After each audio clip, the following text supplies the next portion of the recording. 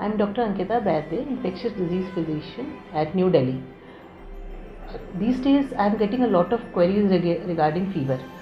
Fever क्या है? अगर जब आपका बॉडी का टेम्परेचर बढ़ जाता है 99.6 से ज़्यादा, तो इस नंबर को हम फीवर कहते हैं। फीवर के जो लक्षण होते हैं, उसके जिस तरह का आपको इन्फेक्शन होता है उसके अकॉर्डिंग हो सकते हैं। गले का इन्फेक्शन में सोर थ्रोट हो सकता है, सर्दी ज़ुकाम हो सकता है, खांसी हो सकती है अगर लंग का इन्फेक्शन है या नॉर्मल वायरल है। टाइफाइड में हम ज़्यादातर देखते हैं कि कॉन्स्टिपेशन या लूज मोशन के साथ भी पेशेंट आते हैं और बहुत तेज़ बुखार आता है। अभी मॉनसून में जो फीवर आ रहा है कोविड एरा में, इससे काफ़ी लोग घबराए हुए हैं कि हमें कहीं कोविड तो नहीं हो गया है। तो कोविड वायरस तो कहीं नहीं गया है, वो अब बिल्कुल अभी भी हो सकता है। बट मॉनसून के सीज़न में दूसरे वायरसेस भी हैं, दूसरे इन्फेक्शंस भी हैं जो आपको अफेक्ट कर सकते हैं। जैसे हम जानते हैं mosquito born diseases, dengue, malaria इस समय काफ़ी सक्रिय हो जाता है, इसका इन्फेक्शन आपको हो सकता है। आपको टाइफॉइड, डायरिया, डिसेंट्री इस तरह के इन्फेक्शंस हो सकते हैं, या normal viral flu, influenza, common cold virus, इस तरह के इन्फेक्शन आपको हो सकते हैं।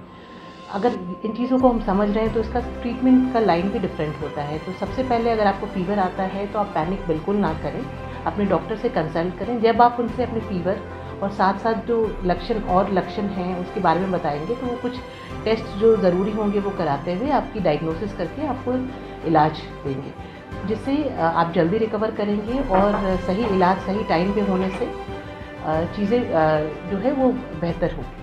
दूसरी चीज़ ये है कि आप इसका बचाव कैसे कर सकते हैं। तो सबसे पहली चीज़ मैं बताना चाहूँगी कि आप अपने हाथों को हमेशा अच्छे से धोएं, बाहर की चीज़ों को खाने से बचें, पानी उबाल के प्यूरिफाइड वाटर ही पिएं। मच्छरों से काटने से बचने के लिए पूरे कपड़े पहने, मॉस्किटो रेपेलेंट्स भी आप लगा सकते हैं। साथ ही साथ अगर आपके आसपास कोई ऐसे साइट्स हैं जहाँ पे मस्कीटो ब्रीडिंग साइट्स हम कहते हैं, वैसी चीज़ें हैं, तो उसको खाली करें। वैक्सीनेशन आप अपना कराएं, ज़रूर कराएं, क्योंकि टाइफॉइड की वैक्सीन अवेलेबल है, जो मैं कह सकती हूँ 85% तक प्रोटेक्शन रेट है उसका।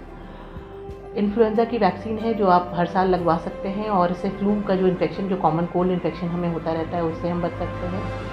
साथ ही साथ कॉलरा की वैक्सीन भी अवेलेबल है। तो ये कॉमन वैक्सीन्स हैं जो आप ले सकते हैं और काफ़ी इफेक्टिव हैं, और आपको जो इस तरह के इन्फेक्शन होती हैं उनसे बचा सकती हैं ये वैक्सीन।